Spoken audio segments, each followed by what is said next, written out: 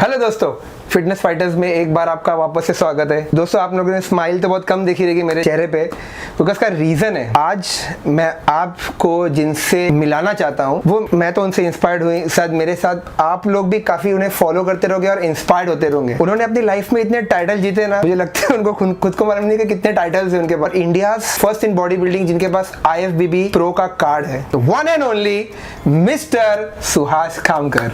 Hi sir, welcome to our show. Thank you.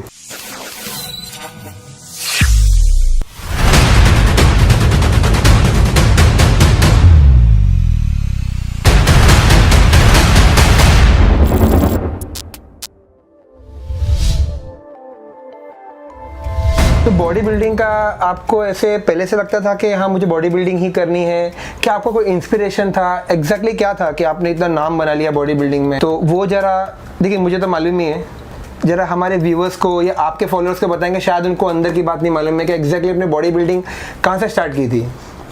Actually मैं basically Kolhapur से हूँ, तो बहुत सारे लोगों को मालूम भी रहेगा कि कोल्हापुर एक्चुअली रेसलिंग के लिए बहुत फेमस है। और मेरे अगर घर की बात करेंगे तो मेरे घर पे मेरे डैडी, मेरे भाई, मेरे चाचा और मेरे मम्मी के डैडी भी और पापा के डैडी भी, ये सब कुश्ती पहलवान थे। तो मतलब माहौल जो था वो सब हेल्थ को लेके बहुत सारा अच्छा वर्कआउट करना, अच्छा डाइट लेना, ये सब हमारे घर पे होता ही रहता था। लेकिन मैं बचपन में जब देखा तो मुझे बहुत ही पतला था, हर एक हड्डी मेरी दिखती थी। वो टाइम पे मुझे ऐसा लगा कि मैं बहुत वीक हूँ, तो मुझे एक पर्सनालिटी के लिए मुझे जिम ज्वाइन करना चाहिए। तो वो टाइम पे मैंने, जब मैं 8th में था अभी मैंने जिम ज्वाइन कर लिया। वहां से मेरी शुरुआत हो गई। मेरा बड़ा भाई जो थे सुनील खामकर, वो करता था वर्कआउट, उसका देख देख के मैं मेरे जिम में मेरा भी वर्कआउट करने लगा और फिर वहां से मेरा वर्कआउट एक्चुअली स्टार्ट हो गया। तो मतलब एग्जैक्टली अब ये बोलना चाहते हैं कि जो आपके ब्रदर है वो आपके इंस्पिरेशन है? यस, मेरे ब्रदर, मेरे डैडी, ये सब इंस्पिरेशन है। इनका बहुत काफी सपोर्ट मिला। मतलब जो भी मैं कुछ कर रहा था मेरे लाइफ में, तो उसके लिए उनका हमेशा मुझे सपोर्ट था। इसके लिए आज के डेट में हो पाया। बहुत जरूरी है, क्योंकि फैमिली सपोर्ट बहुत ही जरूरी है। अगर आपके भी घर में अगर आपकी फैमिली आपको सपोर्ट कर रही थी तो डेफिनेटली आप कहीं ना कहीं पर तो एंड करोगे ऐसे वे में, पॉजिटिव वे में। छोटी बॉडी बिल्डिंग करता था तो इतना तो मुझे मालूम है कि बॉडी बिल्डिंग में खर्चा बहुत लगता है, खाने का, डाइट का, सप्लीमेंट का। तो सर, आपने वो मैनेज कैसा किया वो टाइम पे जब आप पढ़ भी रहे थे? जब 8th स्टैंडर्ड में था तब से जिम कर रहा था, तो वो कैसे मैनेज किया? क्योंकि हमारे भी कितने सारे व्यूवर्स है जो अभी भी पढ़ रहे हैं, स्कूल जा रहे हैं, कॉलेज जा रहे हैं, तो वो लोग का भी समझ में नहीं आ रहा है कि लोग कैसे मैनेज करे।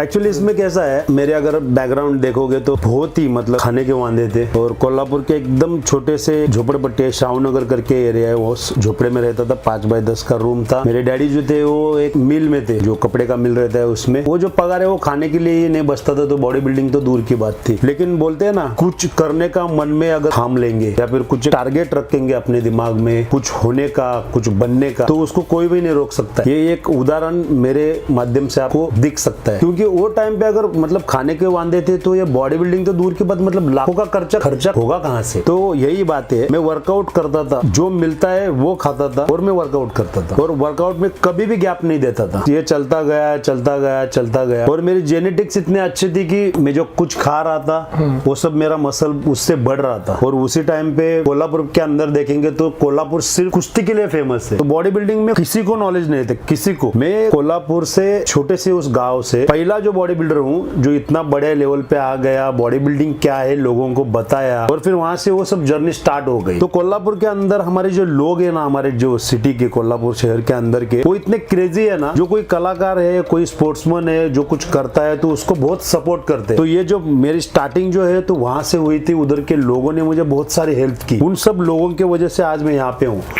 उसमें सबसे पहला जो नाम आता है वो विक्रम सिंह घाड़गे, जो शुगर फैक्ट्री की तरफ से मैं खेलता था, आपने पेपर में पढ़ा रहेगा। वो टाइम पे उन्होंने मुझे सपोर्ट किया, इसकी वजह से आज यहाँ पे हूँ। लेकिन उन्होंने मुझे सपोर्ट कब किया, मतलब ये विक्रम सिंह घाड़गे रहेंगे या फिर हमारे कोल्हापुर की पब्लिक रहेगी, उन्होंने सपोर्ट कब किया? जब मैं एक लेवल पे आया था। मतलब कोल्हापुर डिस्ट्रिक्ट के अंदर मैंने पहला कंपटीशन, एक जिम का छोटा कंपटीशन था, जो कंपटीशन जिम के बच्चों के लिए ऑर्गेनाइज किया जाता है, उसमें मैंने फर्स्ट मेडल जीता था, मतलब 4th नंबर आया था मेरा। वहां से जर्नी स्टार्ट हो गई। उसके बाद में आया मेरा एक डिस्ट्रिक्ट कंपटीशन था, उसमें मैंने मेरा 3rd नंबर आया। उसके बाद में ये नंबर बढ़ता गया, पेपर में नाम आता गया, पेपर में फोटो आते गए। वो ऐसे महीनों महीने सालों साल चलता गया। और फिर एक लेवल पे जब आया तो वो टाइम पे वही कुछ सप्लीमेंट नहीं, कुछ नहीं जो घर पे डाइट होता था, दाल चावल चपाती, ये किसी के भी घर में इजीली अवेलेबल हो सकता है, वो मैं खाता था। आलू, स्वीट पोटैटो, एग्स, चिकन, ये सब बाद में मैंने ये चालू कर दिया। लेकिन इसके पहले जो घर में बनता था मैं वो खाता था। तो वो टाइम पे कंपटीशन में पैसा भी नहीं उतना मिलता था। तो ये पेपर में जब नाम आने लगा तो लोगों को मालूम होने लगा कि अरे कोई सुहास खमकर करके लड़का है जो कंपटीशन करता है। तो उसकी वजह से वो फोटो आता था, बॉडी के सिर्फ चड्डी के ऊपर फोटो है, तो वो लोगों को थोड़ा अजीब भी वो टाइम पे लगता था। लेकिन उधर के लोगों को इतनी आदत हो गई कि बॉडी बिल्डिंग एक स्पोर्ट्स करके उसको देखने लगे। फिर वहां पे उसमें लोगों ने मुझे मोटिवेट करना चालू कर दिया। हर जगह पे मैं जाता था तो मुझे पहचानने लगे थे। बाकी के जो छोटे छोटे बच्चे थे और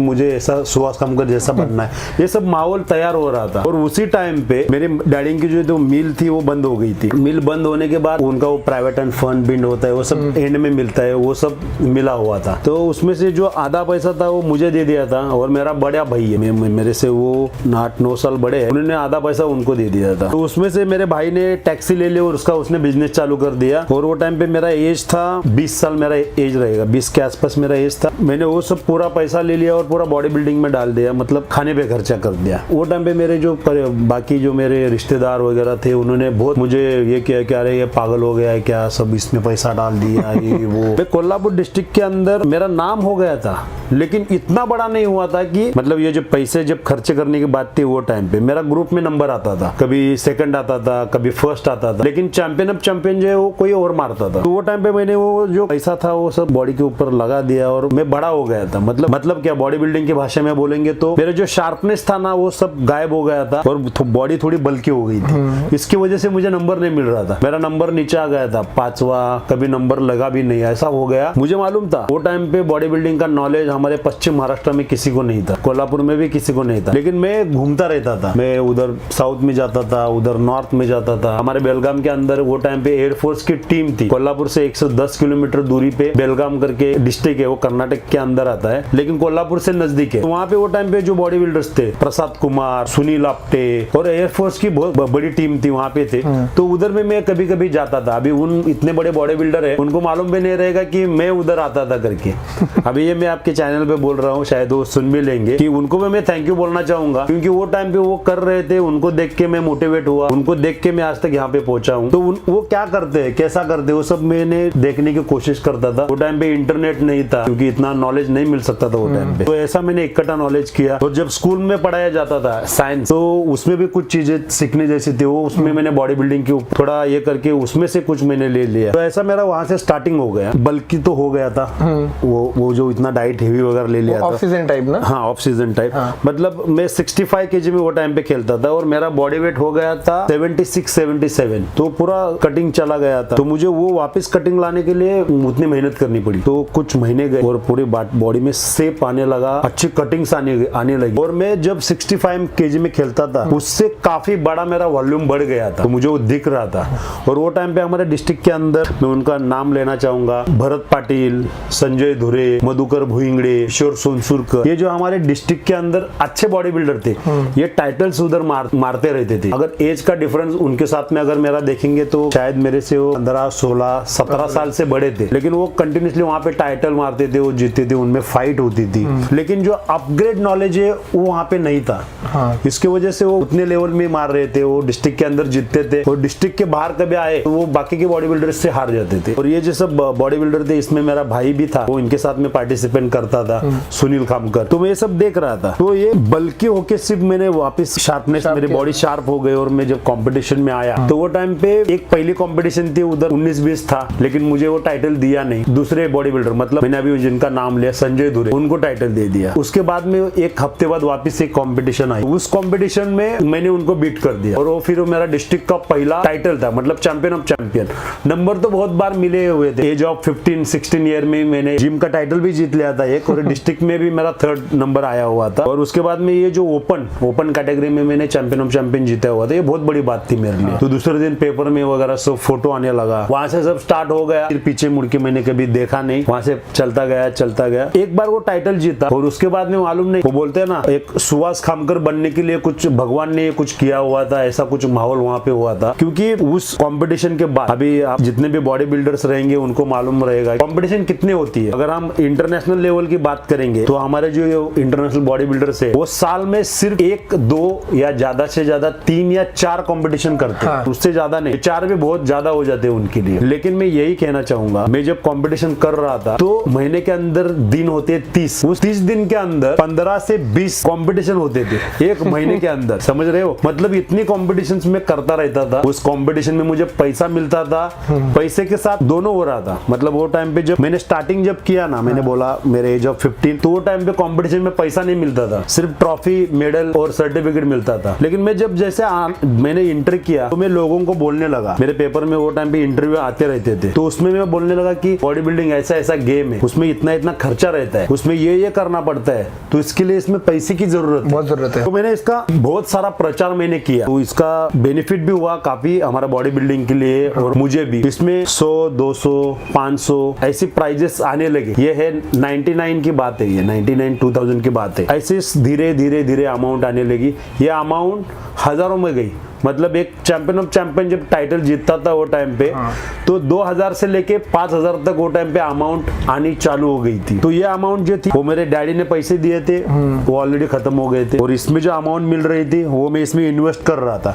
और मैंने बोला ना, भगवान ने ही बनाया, कुछ माहौल ऐसा बनाया हुआ था कि सुहास खामकर बने। तो वही टाइम पे वो कंटिन्यूसली 2 साल, उस 2 साल के अंदर इतनी कॉम्पिटिशन हुई है, आज तक के हिस्ट्री में उतने कॉम्पिटिशन अभी तक हुए नहीं है हमारे महाराष्ट्र के और कोल्हापुर के डिस्ट्रिक्ट के अंदर। तो उस डिस्ट्रिक्ट के अंदर उतने सारे कॉम्पिटिशंस हुए, उसमें सब पैसा आता गया। वो मैंने पैसा मेरे बॉडी बिल्डिंग और बॉडी बिल्डिंग में इन्वेस्ट करता गया। 2 साल के बाद में जब एक लेवल पे मैं पहुंचा हुआ था, तब पूरा पैसा खत्म हो गया था मेरे पास का, लेकिन मेरा गुडविल, मेरा नाम बहुत बड़ा हो गया था हमारे महाराष्ट्र के अंदर। मतलब वो टाइम पे ऐसा माहौल था कि अगर सुहास खामकर आ रहा है तो ही हम बॉडी बिल्डिंग कॉम्पिटिशन लेंगे।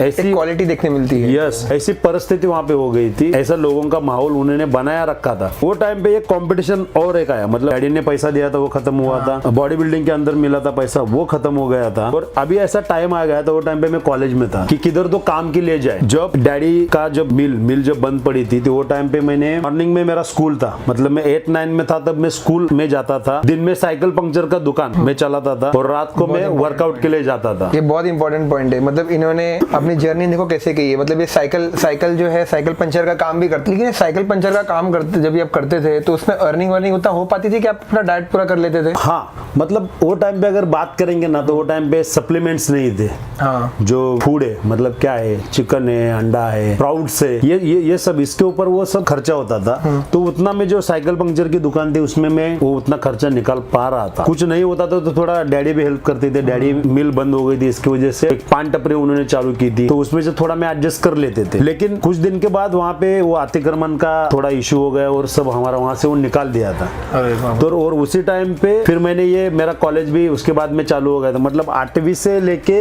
वो मेरा कॉलेज की जर्नी तक मैं ये पंक्चर का काम करता था। उसके बाद में जब मैंने ये टाइटल के पैसे खत्म हो गए, डैडी ने दिए थे पैसे वो भी खत्म हो गए, और वो जो स्टेशन रोड पे जो साइकिल पंक्चर का दुकान था वो भी बंद हो गया था अतिक्रमण की वजह से। तो मुझे किधर तो काम के लिए जाना पड़ने वाला था, लेकिन भगवान को कुछ और ही मंजूर था। मैंने एक स्पेयर पार्ट के दुकान में जाके इंटरव्यू दे दी थी और वहाँ पे पगार भी डन हो गया 2000 रुपए। और वो दुकानदार भी एकदम खुश हो गया कि अरे, वो मुझे पहचानता था क्योंकि पेपर में फोटो आते रहते थे कि सुहास खामकर मेरे दुकान में ऐसा ऐसा आ रहा है करके। वो भी खुश था, बोला आ जाओ आप आके नौकरी कर सकते हो। तो उन्होंने मंगलवार के दिन मुझे बुलाया था, लेकिन मैं जब घर आया तो वो कुछ फ्राइडे था कुछ, तो मुझे घर आने के बाद मालूम पड़ा कि एक कंपटीशन आने वाली है, उसका नाम है मिस्टर शाहू शुगर फैक्ट्री। ये थोड़ा इंटरेस्टिंग होने वाला, आप जरा ध्यान से सुनना। ये बहुत इंपॉर्टेंट बात है, ये मेरे लाइफ का सबसे टर्निंग पॉइंट बोल सकते हैं, इनका लाइफ का टर्निंग पॉइंट, कि एक्चुअली आप जो आज नाम सुन रहे हैं मिस्टर सुहास खामकर, वो क्यों सुन रहे हैं? हाँ सर, ये मेरे लाइफ का टर्निंग पॉइंट है।